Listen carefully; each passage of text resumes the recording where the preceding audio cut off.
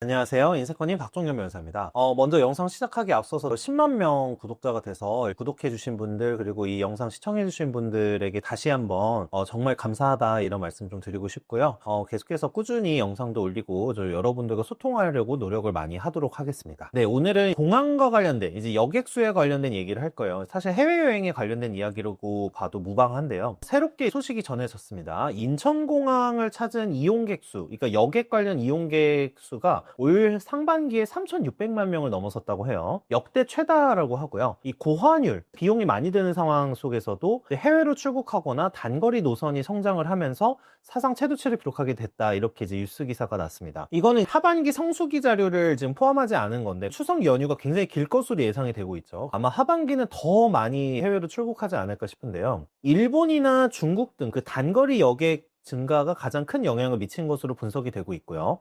이 때문에 인천국제공항의 매출액, 그 다음에 영업이익, 당기순이익이 계속해서 꾸준히 증가하는 추세입니다. 일본 여행 수요 증가로 인해서 한 9% 정도 증가를 했고요. 거기다가 중국이 비자를 면제하는 부분 때문에 중국 노선 여객이 증가를 해서 일본은 934만 명, 중국 노선 여객은 575만 명을 기록했다고 보도가 되었습니다. 연일 경기가 좋지 않다라는 기사가 계속해서 나오고 실제로도 경제 성장률로 또 많이 나오고 있는데요. 환율도 올라가고 경제도 안 좋은 상황 속에서도 이 단기적 여행 수요가 계속해서 늘어나고 있음을 사실 보여주는 것이죠. 그러니까 중국 여객 관련 노선 경우에는 물론 아까 한시적 비자 면제 조치가 있었기 때문에 이거로 인해서 증가되었던 것도 크다고 생각을 하고 있습니다. 그렇지만 일본이나 다른 이제 단거리 노선 같은 경우에는 대다수가 이제 업무로 다녀오신 분들도 있겠지만 여행 수요가 증가를 할 때 아무래도 그런 수요가 급격히 증가를 하죠. 만약에 사업 관련 어떤 여객이 늘어나고 있다, 사업 관련 해외 출국이 늘어나고 있다라고 가정을 하면은 전반적으로 경제 성장률이 이러지는 않을 거라고 저는 생각을 해요.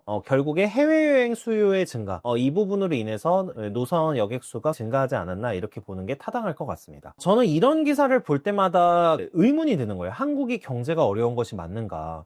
이 한국이 경제가 어렵다라고 하면 사실 저는 일반적인 사고로는 이렇게 생각을 했어요. 오히려 어려울수록 쉬는 게 아니라 더 일거리를 찾기 위해서 당장 고객이 없더라도 추가적으로 확보하는 활동을 해야 되고요. 그리고 당연히 일이 없을수록 일을 더 해야 되니까 휴가가 더 줄어들어야지 정상이라고 생각을 하는데, 우리나라는 내가 약간 일이 없으면 이 기회에 쉬지라는 생각이 좀 더 강한 것 같아요. 나중에 어차피 고생할 거니까 이런 생각이 들어서인지는 모르겠지만 결과적으로는 경제가 어려운데 해외여행은 증가하는 이런 구조가 되어 버렸습니다. 어려우면 어려울수록 더 열심히 하고 휴가를 줄여야지 정상인 상황에서 오히려 반대로 움직이고 있는 게 아닌가, 이렇게 생각을 하고 있어요. 물론 또 이런 것도 있겠죠. 실제로 소득이 생각보다 감소하지 않았다. 그러니까 소득이 일반적인 통계상으로 경제 성장률이 감소는 하고 있지만 소위 말하는 양극화 현상이 더 심화되면서 소득이 늘어난 사람들이 해외여행을 이제 단거리든 아니면 장거리든 더 많이 다녀오고 있는 거 아닌가, 이렇게도 해석을 해볼 수 있을 것 같아요. 어쨌든 여러 가지로 해석을 해볼 수는 있지만 업무와 관련된 어떤 수요의 증가보다는 개인 해외여행 수요가 증가했다고 보는 게 통계에서도 나타나기도 하고 여러 가지 분석이 있습니다. 환율도 영향을 줬겠죠. 지금 900원, 1000원대로 왔다 갔다 하는 부분은 있지만 전반적으로 엔화랑 환율을 봤을 때 일본 돈이 저렴해진 그런 부분들이 있죠. 그래서 해외여행지로 일본이나 중국 등이 각광을 받는 부분들도 분명히 있을 겁니다. 왜냐면 한국 내에서 국내 여행을 하면서 생각보다 돈이 많이 들기 때문에 어차피 이 정도 돈이 들 거라고 하면은 그냥 해외 갔다 오자, 이렇게 생각을 할 수도 있으니까요. 근데 어쨌든 한국에서 여행 수요, 그러니까 그게 해외여행이든 국내 여행이든 이 여행과 관련된 수요는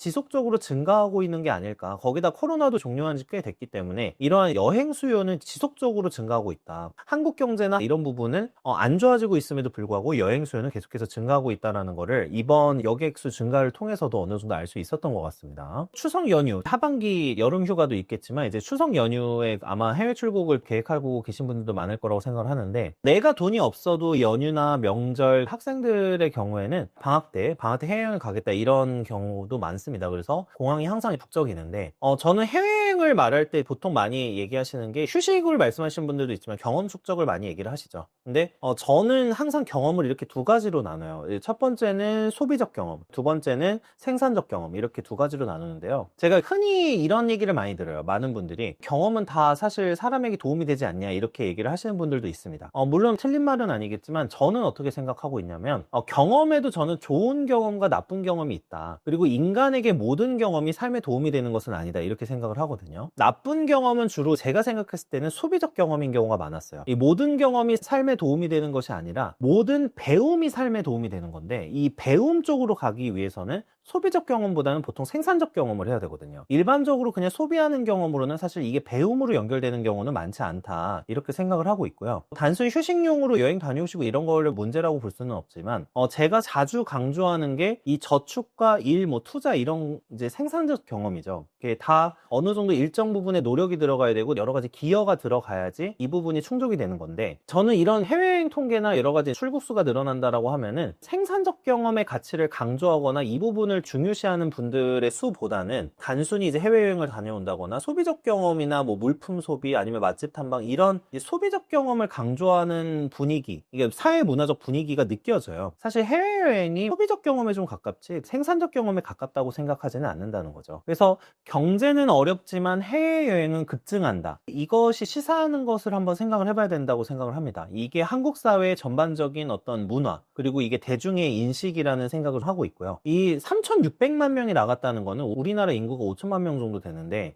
상반기만 3,600만 명이 나갔고 하반기는 더 많이 나갈 가능성이 높단 말이죠. 그러면 이 나가시는 분들이 상당수의 일반 서민이나 중위소득 정도를 가지시는 분들도 많이 해외로 출국을 하고 있다는 얘기고, 그게 주로 아까 통계에서도 나오지만 단거리 노선, 일본이나 중국과 같은 단거리 노선 여객수의 증가를 불러일으켰다 이렇게 볼 수밖에 없기 때문에 이 부분을 생각을 했을 때 제가 말씀드린 소비적 경험이냐 생산적 경험이냐를 한 번쯤은 생각을 해볼 때가 됐다고 생각을 하고요. 국내 여행보다는 해외여행이 저렴해서 다녀왔다, 그 부분도 납득은 돼요. 근데 여행 관련해서 비용을 절약하는 거는 사실은 여행을 안 가는 게 가장 비용을 절약하는 방법이죠. 비용이 걱정되는 상황이라고 하면은 사실은 여행을 갈 만한 수준의 지금 경제적 상황은 아닐 수가 있는 거죠. 이거는 한번 생각을 해봐야 되고, 전반적인 사회 분위기가 휴식과 여가를 훨씬 더 사회적으로 강조하고 사회적으로 훨씬 더 많이 장려를 하고 있다라고 보이는 단적인 지표가 이런 여객 수라고 저는 생각을 하고 있습니다. 한국 사회 분위기나 여러 가지 문화나 여러 가지 대중의 생각들을 읽을 수 있는 하나의 단적인 지표가 아닐까 이렇게 생각을 해보면서 영상을 마치도록 하겠습니다. 시청해주셔서 감사합니다.